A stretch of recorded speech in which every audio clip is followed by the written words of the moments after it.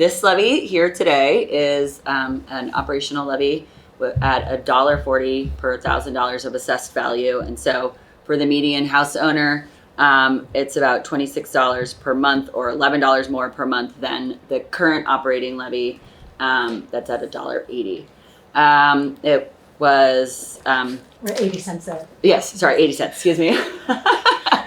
And anyway, and so the levy today was referred to maintain current service levels that are operating in our park system today. So that includes things like daily restroom maintenance, lawn care, as well as recreation programming and community partnerships and access discount.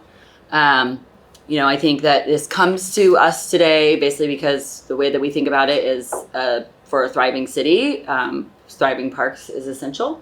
Everyone, including, Bob, the No Camp, are lovers of parks. They really serve to strengthen our communities, address historic inequities, and create a sense of belonging. We did a poll earlier this year where over 70% of the respondents said they visit their park at least once a week, at least 50, 2 to 3 times a week. And so, in addition to that poll, through surveys, public testimony, and also just like daily use, what that's showing us is that Portlanders want the level of park system that we have today. And so this levy serves to keep that going. And what I will just say is that in 2020, the levy stopped a collapse of services. And this renewal basically ensures that we don't slide backwards by maintaining the current level of service that we are at today. Thank you. Bob, do you want to give us an overview about why you Sure, I would love to do that. First of all, thank you for this opportunity to be here. Like many Portlanders, I love our parks.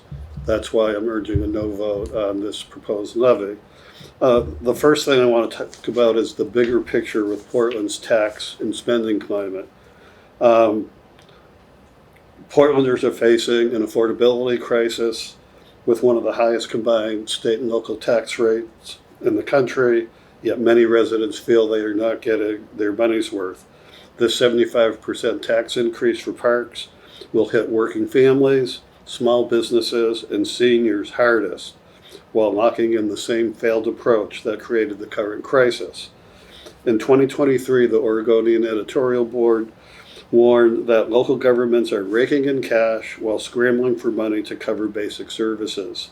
In just the past year, working families and small businesses got more taxes and fees layered on top of each other. A 6.34% water and sewer increase. On top of that, a 2.95% passing on for the first time of finance charges, so almost a 10% utility increase, 25% parking hike, tripled rideshare fees, and the county imposed a 33% restaurant inspection fee increase.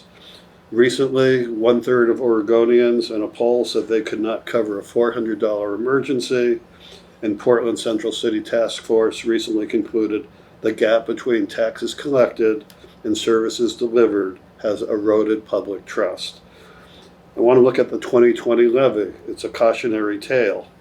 The 2020 Parks levy was sold as a bridge to sustainability to prevent service cuts and stabilize the system.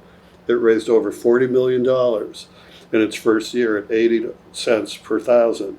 But instead of addressing a balance of operations and capital maintenance, staffing ballooned by nearly 50% from 565 to 836 positions, with a slight reduction in FY26. The maintenance backlog exploded from $450 million to $600 million, and new maintenance-intensive amenities were added without the resources to sustain them. The levy became part of Portland's high-tax, subpar performance problem instead of solving it. The 2025 levy proposal doubles down. It's a 75% increase in the parks levy from $80 to $1.40 per thousand. Only 3 cents, about $2 million, goes to major capital maintenance, even though the backlog is now $600 million. The rest funds the same unsustainable operations. At that rate, it would take 300 years to catch up on maintenance, not including inflation. So this proposal's not a lifeline. It's a 5-year extension of the same broken model with a levy every election cycle to increase taxes while 1 in 5 park assets remains at risk of failure in the next 15 years. An important point that I want to bring up is this isn't just me and other critics speaking. For over a decade, the city's own budget office, the CBO, repeatedly warned that Portland Parks was on an unsustainable path. In the years 2016 to 2020, CBO urged the Bureau to define core services, plan within its means, and adopt a sustainable maintenance strategy. In 2020, CBO said the levy should be used to stabilize and restructure. That never happened. 24-25, CBO called spending untenable and again urged a long-term plan. So year after year, the warnings were the same: stop kicking the can down the road. Yet City Hall ignored its own experts and now wants taxpayers to pay for more of the same.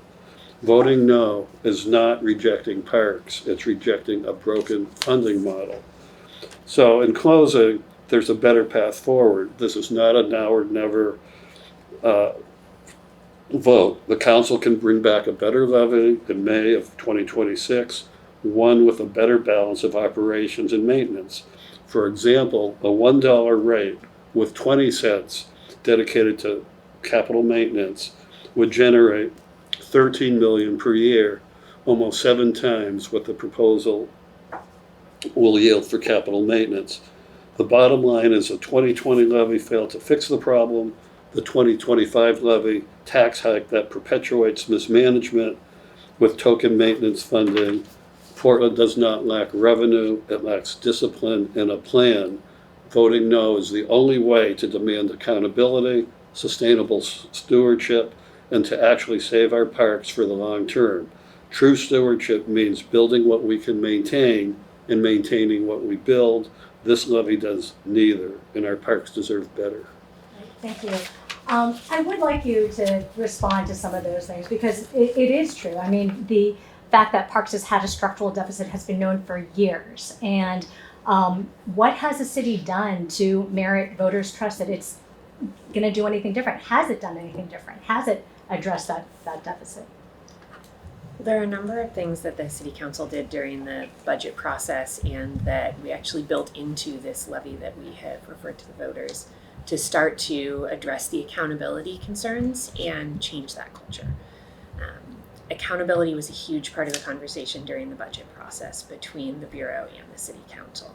And there were a number of conversations about how we can make sure that we bring back partners and outside funding. There's a position that is funded within the levy to specifically work on bringing in outside funders who can, or rather outside partners that can bring additional funding to our parks. That's something that a lot of other cities do that we have not done in Portland over the last few years. We changed the accountability around the oversight committee for this levy to report directly to City Council so that we have more hands-on information about how the dollars within the levy are being spent and whether they're meeting the goals of the levy.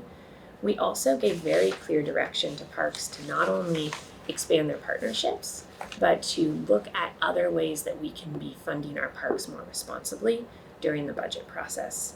And I would add, when we talk about the structural deficit, which is really about capital maintenance, which is separate from this operating levy, that City Council this past summer directed our city administrator to come up with an all-city, every bureau, not just parks, plan for a new approach at the City of Portland to asset management, which is a challenge that our city has not dealt with well for many years, that this current council is committed to doing better, and we expect next summer, I believe next September, to get a plan back from our bureaus, bureau by bureau, how can we actually address asset management better? So that structural problem is not part of the operating levy, but it is something that the City Council is looking at, because we do need to do that better. And it's an important piece of the work that we've already taken on in our first 9 months in office. And I would just add that built into that, so as the city is developing a citywide asset development plan, that then written into this levy is a commitment to building out a sustainable funding plan for parks by 2028. And so you're seeing citywide collaboration in terms of asset management, and then coming out of that will also then be a sustainable plan for parks that will include O&M as well as capital maintenance and growth. Okay. Can I just say something about that too? If I were in your shoes, for speaking for the chamber, we kind of a unique voice here because I've said to Bob, like many of the points he makes, we agree with. We believe that many of them are addressed in this levy, and it's a great improvement from the last one. And this is one of the examples. The last levy, yes, it said it's to pay for these things, but there were no sideboards on it. It just identified the areas it went to, which was basically everything. And so, the reports that came out of the oversight committee that constantly found that money was being spent the way voters said, it wasn't hard to meet that standard. I could make a case that there were some ways the levy was used that were not consistent with voters' intent. But the measure didn't have those sideboards. And if you remember 2020, it was a very hastily drafted levy. We only had like 2 or 3 months advance notice. This one is written much stronger. It's clear what it's for. This was a key point for the chamber. The Oversight Committee has far more authority, and they are required to develop outcomes, key performance indicators that they bring to council for approval that the levy will be measured against. That language was not in the last levy. The language that was just mentioned is in this levy. It wasn't in the last one. So these are all really, really important factors to the chamber's decision to endorse this measure. It was not an easy decision, and we're certainly not happy about supporting a tax increase right now. However, with the improvements in the levy, we view parks as one of our core assets, one of our core strengths, one of the things Portland's reputation is still strong in. And as we're at the front end of going through what we view as a fiscal reset because of just structural problems with how we finance public services here, the collapse of our commercial property values, the decline in the economy, when you go through a reset, you start by protecting your core assets. And that's what we view that this levy as, is that it will protect the core services as the city goes through this fiscal reset. And I guess I'm going to push back a little bit on the idea that there are clear sideboards in this, because, looking at the levy, it seems like you guys are committing to everything, and by committing to everything, you're committing to nothing. Like, what are the specific things that will be protected no matter what? So what is this buying? What are you telling voters that this is buying for sure? So this levy was designed to allow us to continue funding the services that were in this past budget, where there was a strong commitment made to daily maintenance within our parks and recreation system, where there was a strong commitment made to the current level of programming, but not an expansion of that programming, and where we continued to focus on ensuring that everyone in our community had access to programming, and that accessibility, the Access Pass program that was developed a few years ago, which I think Marcus can probably speak to more, was part of the work that moved forward. So I hear you. It sounds like we're committing to everything, but what I would point to are the things that were a strong part of the conversation as this levy was developed and have been a part of the campaign, because those are the pieces that were key to this year's budget. This levy was designed to ensure that we can maintain the things that are in this year's budget.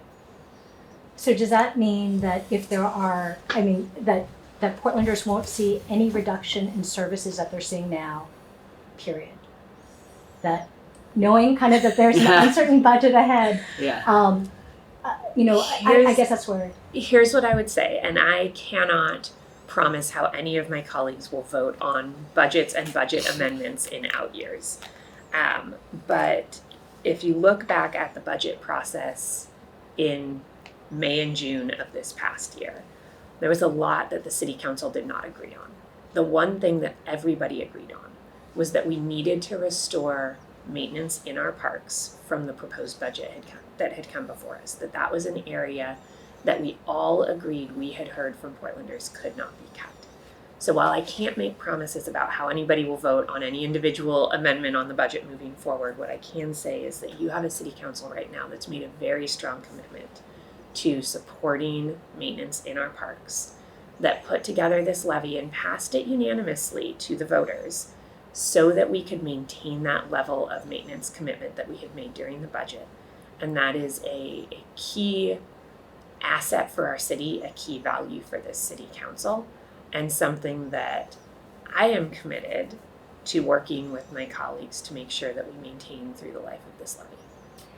And I guess, that's kind of, the budget discussions were very interesting to watch, and it did really reveal different priorities. And so I guess one of my questions is, if voters pass this, does that mean police funding won't be, there won't be an effort to take money from police for parks? Does that mean that transportation will, be kept whole? I guess, what is it that by doing this, you are promising to voters about going forward in this uncertain budget period? Can you take this? Yeah, well, I would say, first of all, it is important context for our endorsement that it was tied to a restoration of $2 million that had been cut from the Portland Police Bureau and then was restored to Public Safety Services.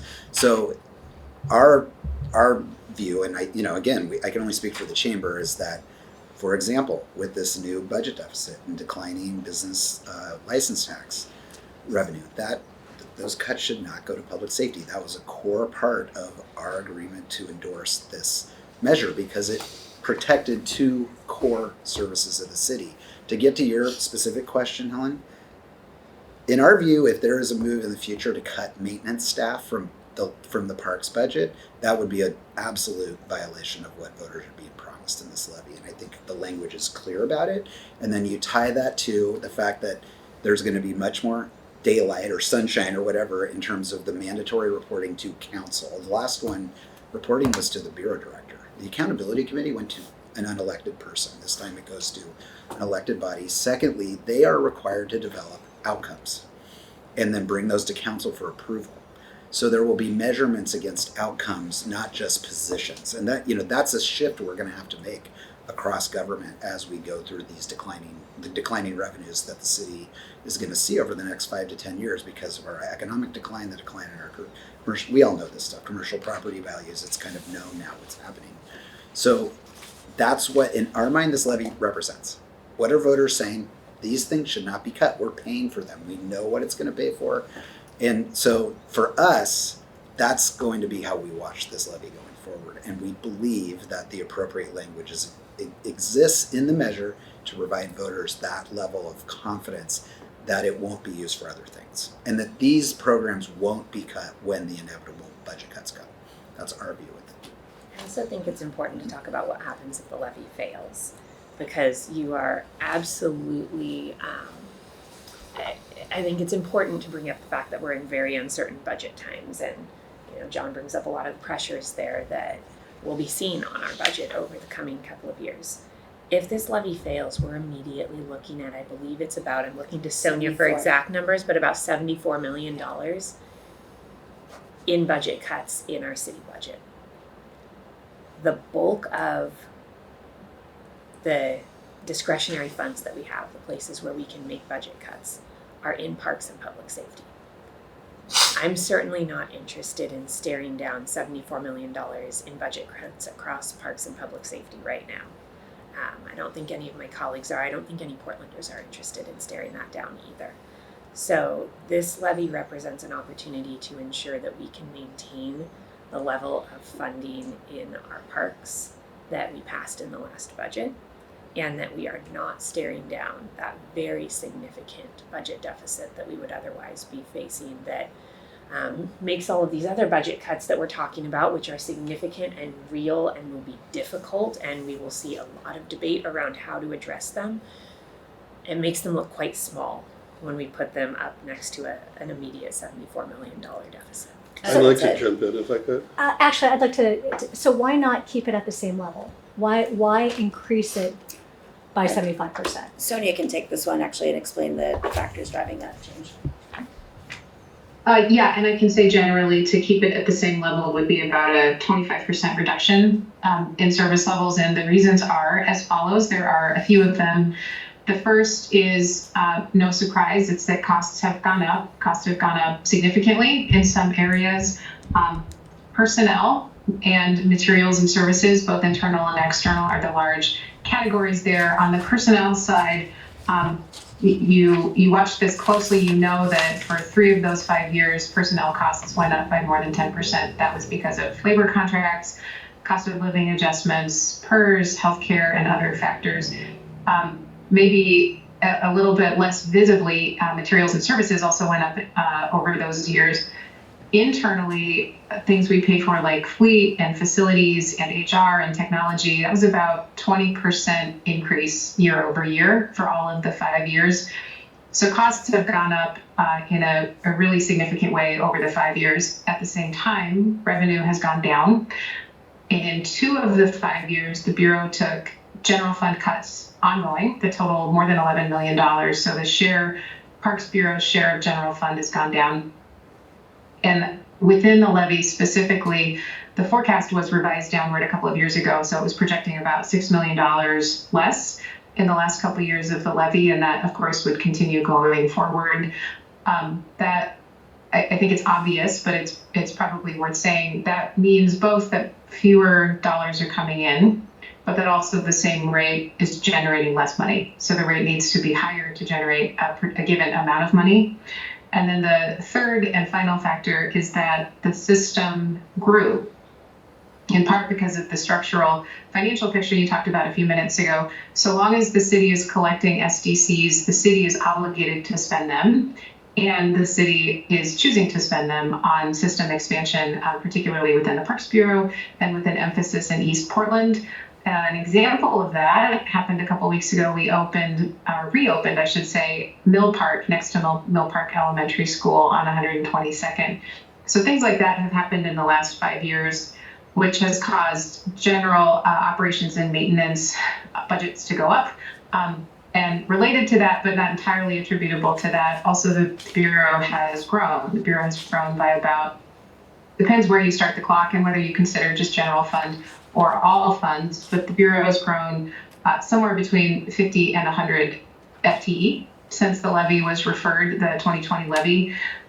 In the 2019 council policy discussion about that levy, they looked at 3 scenarios. Kind of what kind of park system do you want going forward? Small, medium, large, in really simple terms. The technical terms I think used, not technical, but the categories were called decline, maintain, and fulfill. Council was really clear that decline was not an option. They didn't want a smaller park system for Portlanders. And they gave the Bureau directional guidance to aim somewhere between maintain and fulfill. When you look at the FTE assumptions that were in those scenarios that were based on things like benchmarking, analysis of the work order backlog, and a review of hours worked in parks across the system, the number of FTE added since then generally does correspond to somewhere between the 2 numbers that council looked at.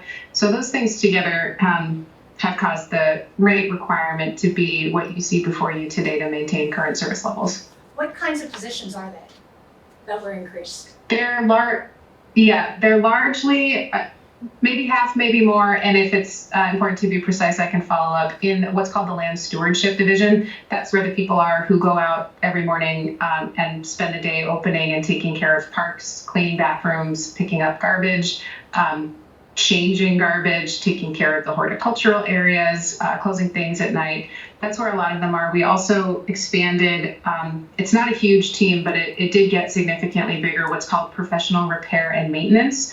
Those are not daily care and cleanup of parks, but they will go out and fix a restroom door, kind of light mechanical, electrical, plumbing repairs, not the major stuff that Bob is focused on, but the smaller stuff that is pretty high impact day to day.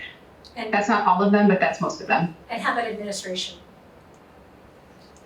Administration grew Well, a counterfactual or a corresponding point is what I would consider administration got about 25 people smaller in the most recent budget. It did grow. I think I have it here. It grew by about 40 Since 2020? or about 10, depending where you start the clock. So somewhere in the low 10s. Okay, Bob? Yeah, I want to respond to that. I believe, and Elana will correct me if I'm wrong, that the 74 million means if the levy expires, not if it's renewed. So I want to make that clear.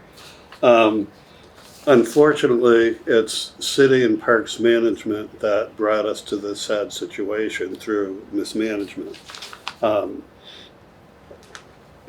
In 2019, at the Sustainable Future meeting that Parks Bureau had with the City Council, the Bureau identified 3 structural funding deficits: an operating funding gap due to reliance on fees and other external sources that weren't adequate to fund ongoing and increasing program delivery, a capital maintenance funding gap with a then $500 million backlog, and inability to fund normal maintenance and repairs for existing assets within existing resources, and then a capital growth funding gap. The city's using a substantial amount of SDC funds to expand, but the Bureau said that they lacked additional funds to operate and maintain those assets without diverting assets from other programs. And I think a basic rule is don't build what you can't maintain. And the city has been violating that ever since the 2020 levy got adopted. The other thing that needs to be pointed out, and again, I want to go into the broader city context. If the levy's renewed, or renewed as I use as an example with 20 cents for maintenance to generate 13 million a year for capital maintenance, there may need to be a 25% reduction in parks if parks bears the brunt of the reduction. The question is that necessary? In my opinion, no. And a favorite example of mine is at a meeting last year, Michael Jordan was reviewing the transition, and he mentioned in part that the city had created 4 new centralized offices. One of the offices, he said, that he focused on was communications. He said they had 85 positions in 6 service areas for communications. He also said, and this is a quote, "We'll take a hard look at that, but we won't do any layoffs." So it's a policy call for the city to decide where to make cuts. What's more essential? Is public safety and parks more important than 85 communication positions in 6 bureaus? I think so. I understand from our previous interview at Willamette Week, the city's beginning to look at that, but in talking with a city council member last week, it was verified that nothing was done. And the city's had every opportunity to look at the big picture before telling the voters, if you don't approve this, we're going to make these draconian cuts and eliminate all the programs that you like. Sonia, let me ask you, and understanding that you're the interim, that you haven't been in charge for these past many years, and are inheriting this. What has Parks done since 2020 to address the fact that that it had this structural deficit? Did it make any changes that significantly would change the trajectory that it knew it was on?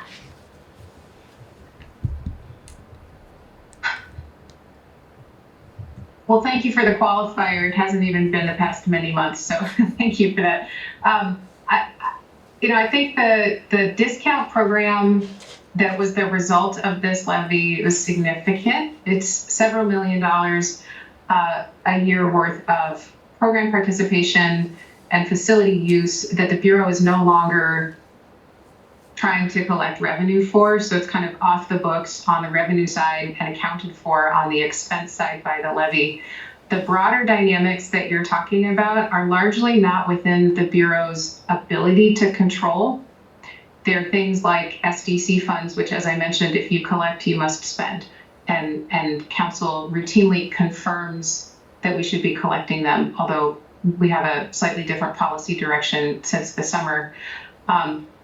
Things that are happening with the new council that are exciting are around capital maintenance, asset management. There's a little bit of conversation about the level at which new parks are developed and the kind of level of amenities that we're providing in the new spaces. Over the last 5 years, though, is what you specifically talked about. And I don't know that I can point to really major policy changes that were done and initiated at the Bureau level, although that's not typically where they would initiate.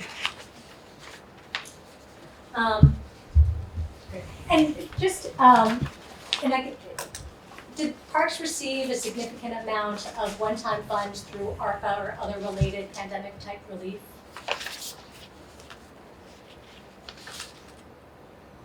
Not significant that I recall. Okay. I think that largely went to housing stability and like community organization, more direct relief. Okay, thank you. That's it. Thank you. I just also, I want to just flag kind of why are we not just renewing at 80 cents?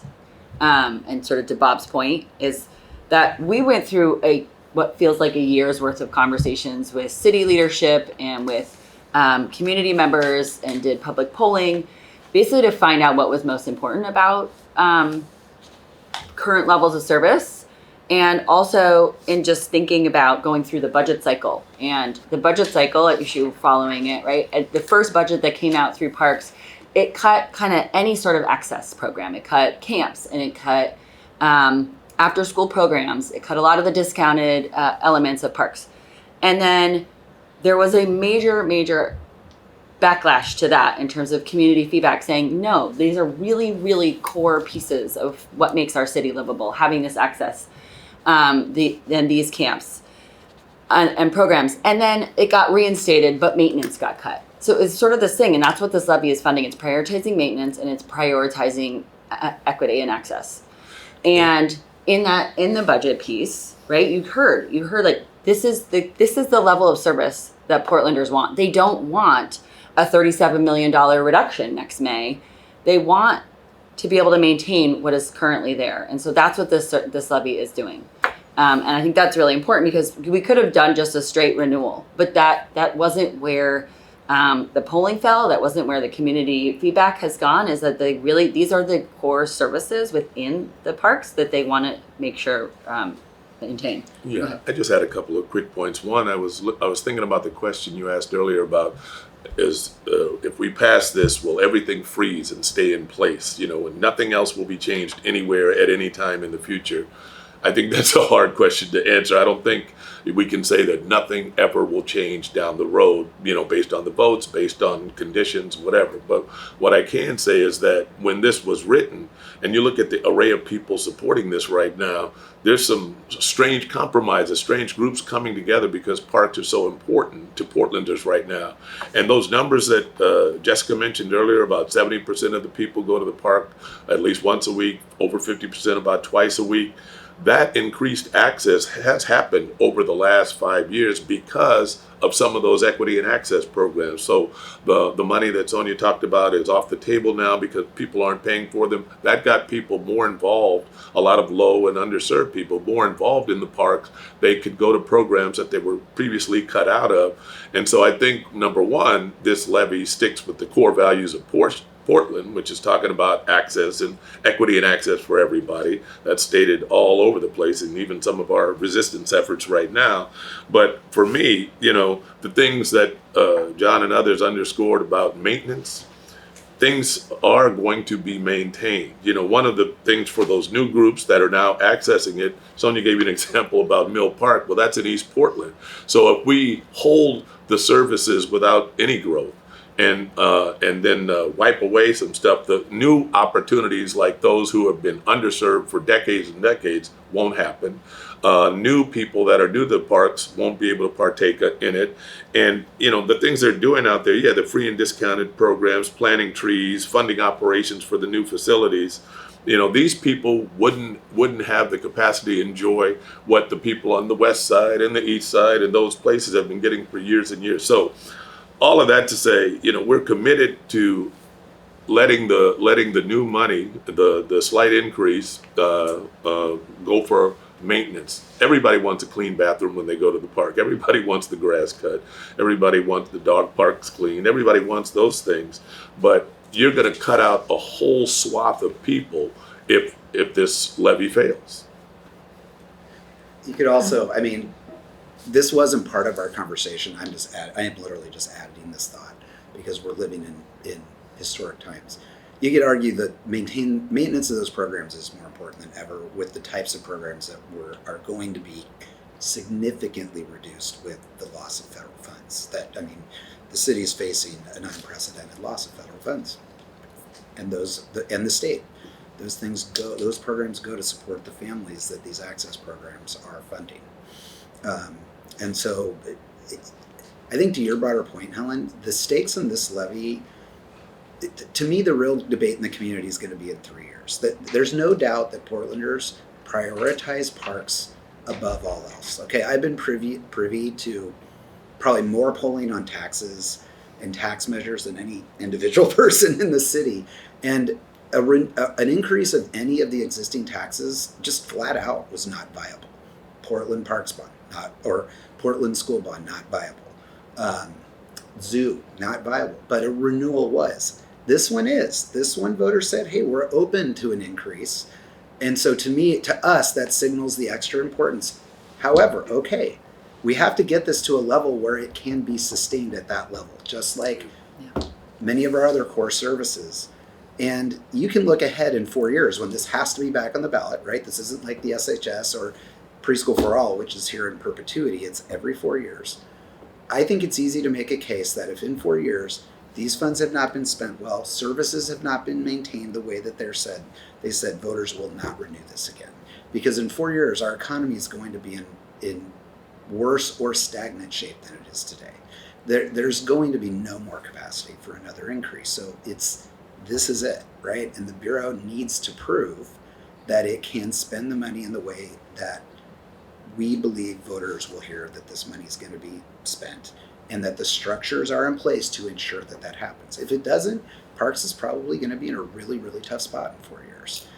But this is also why I was hoping to hear more about what the Bureau has done leading up to this point, because again, it wasn't a secret to anyone that there was a huge problem back in 2020 and long before that. And so the fact that there really has not been any significant effort to change the outcome, that, staffing has grown, benefits have grown.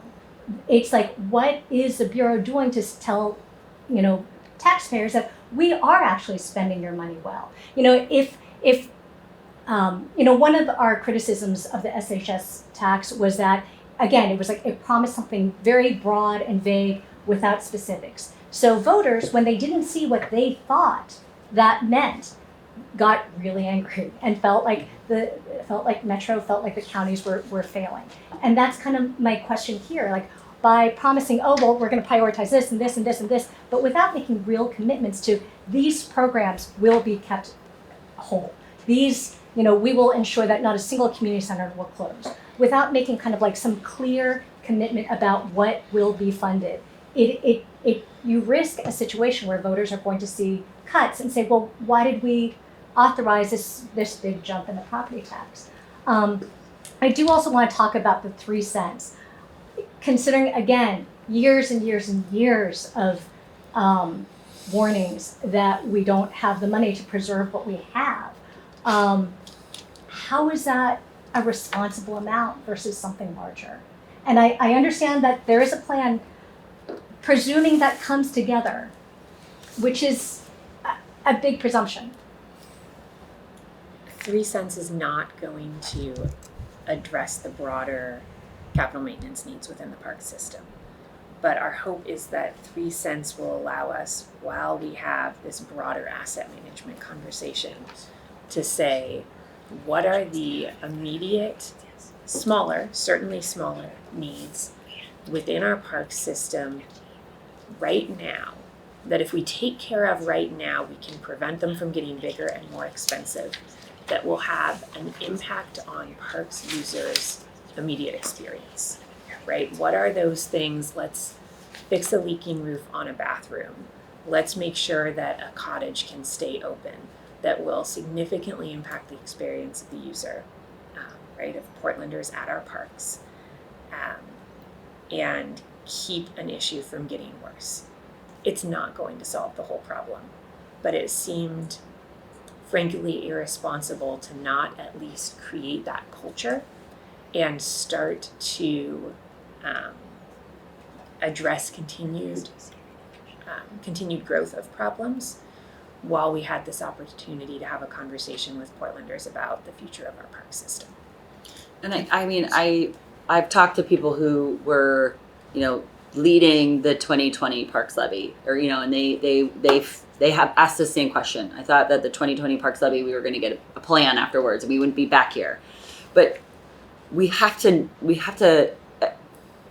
accept the things that have happened since then. I mean, we went through a couple years of COVID. We have been focusing on a complete government transition. And we're in a position now where there's real accountability measures in this levy to say we are going to create a plan by a certain date. So I do believe that this is different in the sense that we, as a broad community, parks as well as advocates are here to create that plan. And I see that difference now. So I just think that's an important call out, but I do recognize that this was a conversation when we went forward with the 2020 levy. There's two. Helen, Can I bring up two things here? Just two things. I think Okay, are really important. I'll go. So number one, you're not giving yourself enough credit. We agreed with you in the negotiation around this levy, like 3 cents. Like, why include it if it's just 3 cents? So we didn't feel it was robust enough. We should just take it out. However, we negotiated a solution, which is the council also added that half of the ending fund balance each year in parks will now is required to go, again, if the levy passes, we're required to go into a capital maintenance fund. So it's tied to a policy Entire change. general fund. Right, that will Yes. go into that. All right, so you know how those funds work. They just go into the general fund now. At least some of those will start creating a fund for back capital maintenance. The second is that the last levy did not have appropriate sideboards. This one, for example, I just want to give you an example. They are the oversight committee will be required to inform council on the plan on what positions, how many, and which positions are directly funded by the levy. That did not exist in the last one. You and I have actually talked about this. It's going to require some budgetary changes in how they account for it, but those are accounting practices they can do. Let me give you an example of something that happened under the current levy that won't be allowed to happen under the future one, because I feel like you're looking for these. Mm-hmm. We all know that some of these funds were used for tree code enforcement staff. I don't know what their exact title is. I haven't heard a single argument that was appropriate. Okay, that practice is not happening. It was ended. That will not happen under this levy. It just won't, because the council will be informed the positions that it is funding. Okay, I think we're telling you that we can't do it now, but the language was included that will produce that I would say pretty urgently, so that it's done for sure by the time this is back up for renewal. The referral But also Yeah, falls I under want to jump in here because, and I want to go back to the 2019 City Council budget discussion with the Parks Bureau on a sustainable future. The highest percentage when Parks said we asked people was this: 93% say it's important to maintain existing parks, natural areas, and facilities. And we know that didn't happen. During the last budget session, a District 3 council member tried to cut or stop operating a facility in District 4, the Multnomah Art Center, which has a failing roof, which was actually pictured in the slides presented to the City Council in 2019. So the question is, why wasn't the levy balanced better between operations and capital maintenance to address what Parks Bureau itself and what the CBO has said year after year after year? Number two, in 24-25, the CBO said the pressures to the levy include regular COLA PERS, health increases, labor negotiations, IA rates, and continued hiring. Those pressures will continue to grow, frankly, if the proposed levy passes. We've talked about SDC funds and the fact that they are spent on capital expansion, but there aren't the funds to necessarily maintain what's built. One of the projects that the city, I think, has allocated funding for is North Portland Aquatic Center. It's a great project. We need swimming pools. Kids and people need to learn how to swim, especially with rivers and oceans and all the water uses. However, the proposed budget is $91.5 million. Lake Oswego, which has the financial resources to do what it needs to do, just completed an aquatic center, $46 million total. Has a 25-meter pool, which is a competitive pool for colleges and universities and high schools, has a second pool, has a gym, etc. So it's very interesting to me that we're looking at building one pool when there might be sufficient funds to build two pools. I'd love to see a pool in some neighborhoods that don't have access to a pool right now. So those are some of the things that are happening. We have personnel costs, which are the driver for the year-to-year increases, the main driver due to the 48% increase in personnel from 2020 to 2025 and 6, little reduction in 26, and annual or periodic cost increases, some within the control of the city, some perhaps not. But that's what's driving, and that I believe, and people who've looked at this believe, will happen again in another 5 years and another 5 years after that if there's no fiscal restraint. So did you want to jump in on something? I want to pull us back to what this levy funds, because this levy doesn't address large capital projects. So while I think there's an interesting conversation to have about the cost of some of our large capital projects, that's not related to this levy at all. I think it does go to management though. It does go and to that's fair. But as we're talking about the funding, right, the previous levy was an operating levy. So there wasn't a conversation had there about the asset management and capital maintenance needs. I just want to make sure, because there are a lot of important conversations to have about our park system, that we can have those conversations about how we better manage the park system, which is something that this council is very committed to doing. We started those conversations just a few months into our time in office as a new council. But how we better address some of those larger construction costs is different from how are we paying to provide the services that Portlanders are asking for from our parks? How are we paying to maintain our parks, which is something that Portlanders said in that slide they prioritize, which is exactly what we're trying to do with this levy.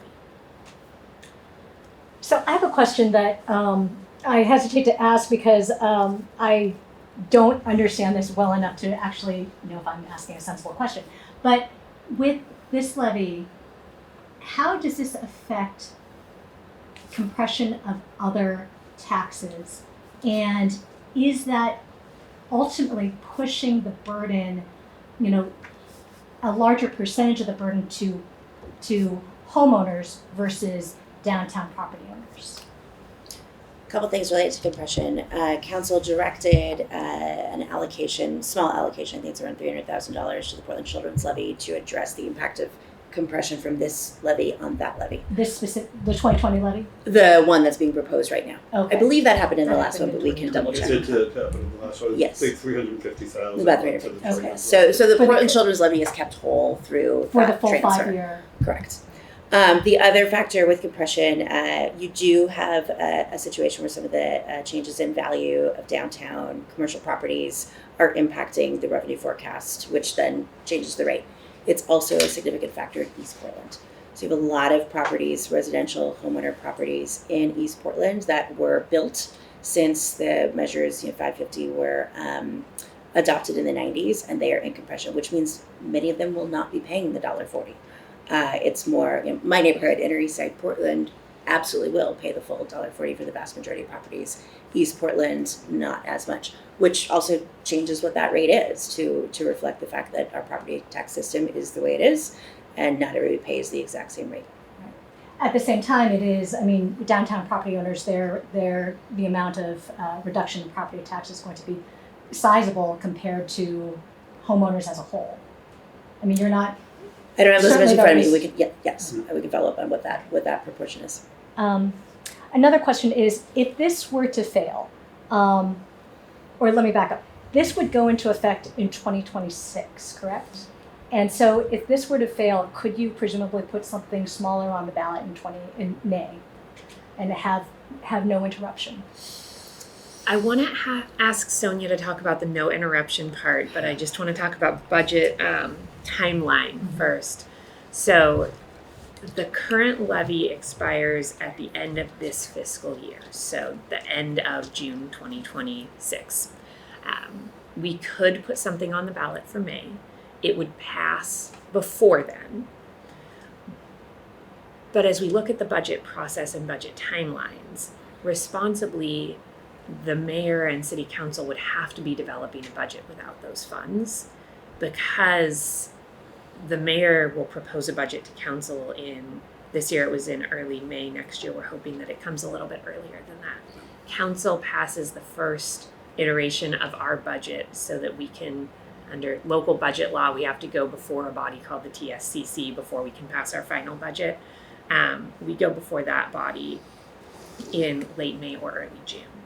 So for us to budget, assuming passage of a levy, that wouldn't pass until we were literally in the middle of putting that budget together would be very hard, which means that we would be asking our bureau to give us numbers, and those numbers would be public, assuming that we didn't have those funds at all. And Sonia, I don't know if there's anything you want to add about what that would look like in terms of program planning for summer and what would even be possible at that point.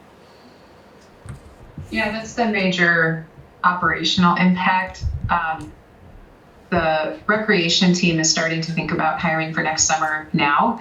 They start that work in earnest at the end of the calendar year. So we are, in some ways, almost in the window of interruption already, given the uncertainty, and it grows over time. So yeah, it's a kind of sliding scale of risk tolerance for council in terms of operational uncertainty and how much they want us assuming or not levy revenues, because so much of the personnel, we hire more than 1,000 people every summer, and there's a huge on and off ramp for that programming. There are other seasonal variations too, but that's really the big one. The longer we go on assumptions, just it's for council to give us direction about how comfortable that is. I think actually we are at the end of our hour. Do you have a couple minutes more? We can have each of you guys give like a brief summary. I have to go. Okay. I've said everything. Okay. No problem. And to that point, actually, this was I worked on a measure Parks and Libraries and Senior Center levy for Salem, and they were in that scenario. We were on the May ballot. They had to put out a draft budget forecasting what would be closed, who would lose their jobs. It was a bit of an emotional whiplash, I would say, as well for the community to, on one hand, see very clearly what would happen if it didn't pass, but the city was in a really tough spot of having to plan as if it wouldn't pass and then scramble when it did to restore those services. If you like, you guys can each take a minute to do it, and you can kind of tuck that into your kind of wrap up. And basically, I guess I'm just like, why should voters, in your view, vote yes?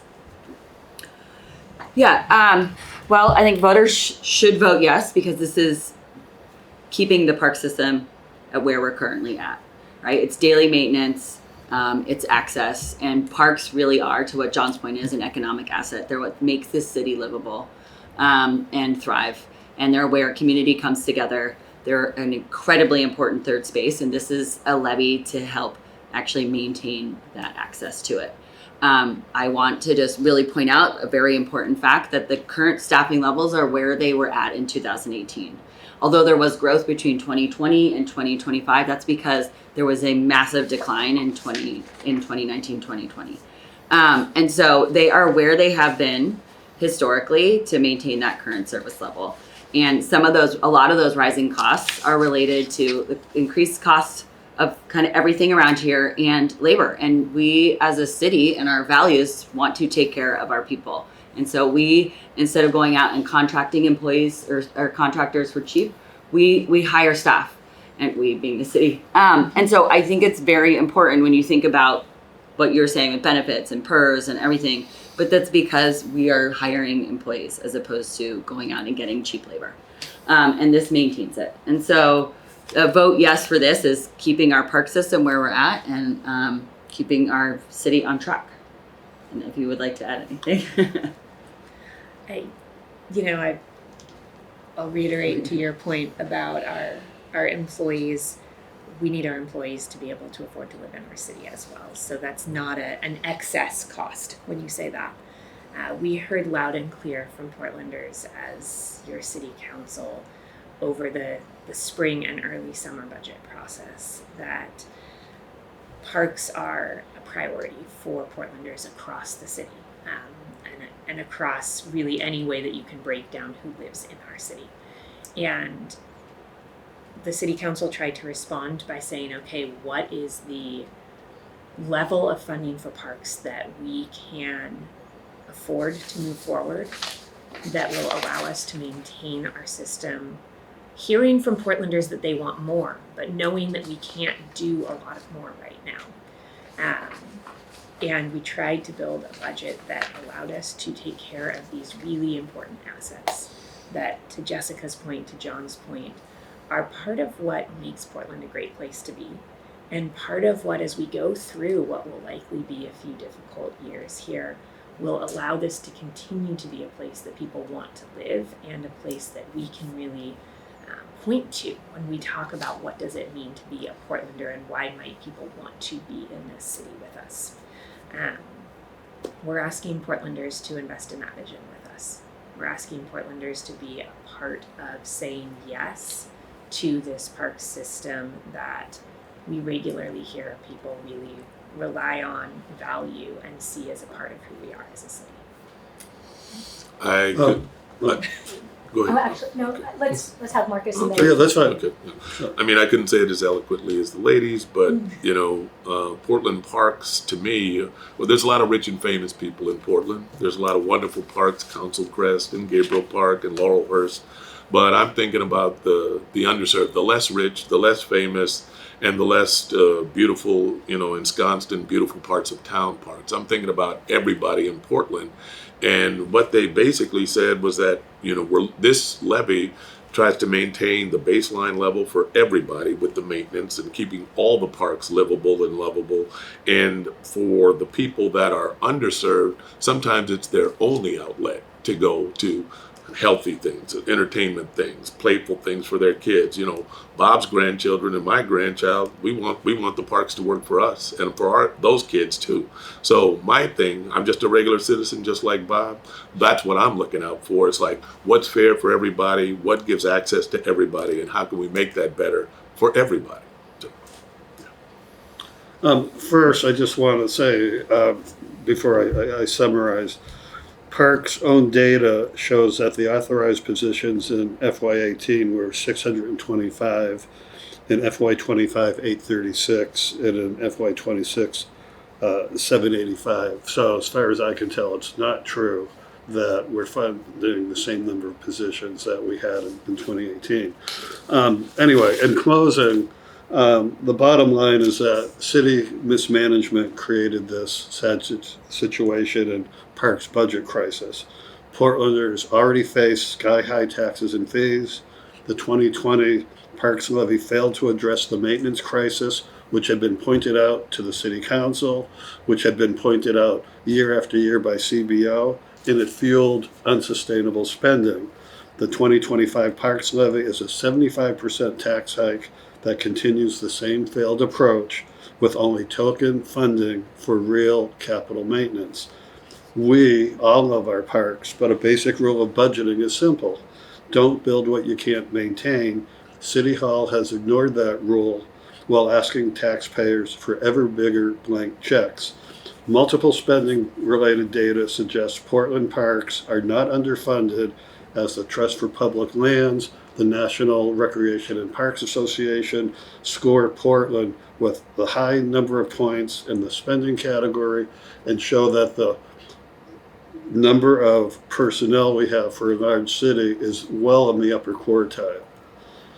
What Portland does lack is fiscal discipline. The proposed tax will hurt working families, small businesses, many of which are struggling, and senior citizens. And I want to make one point about senior citizens. In Oregon, I don't have Portland data, but in Oregon, the average Social Security payment is $19.31, and 30% of seniors rely on that for 100% of their income. 65% rely on that for about half their income. So it's adding fees and taxes and fees and taxes onto seniors with fixed incomes is a wrong-headed approach from my perspective. Voting no is the only way to demand accountability, a real maintenance plan, and a levy that provides sustainable stewardship and actually saves our parks. Thank you very much. We really appreciate the time and the conversation. I think there are probably a couple things I want to follow up with you on. And we've got 7 members. Thank you so Thank much. you. Thank you so much for having Thank you us so today. much. This was a great conversation. I appreciate it.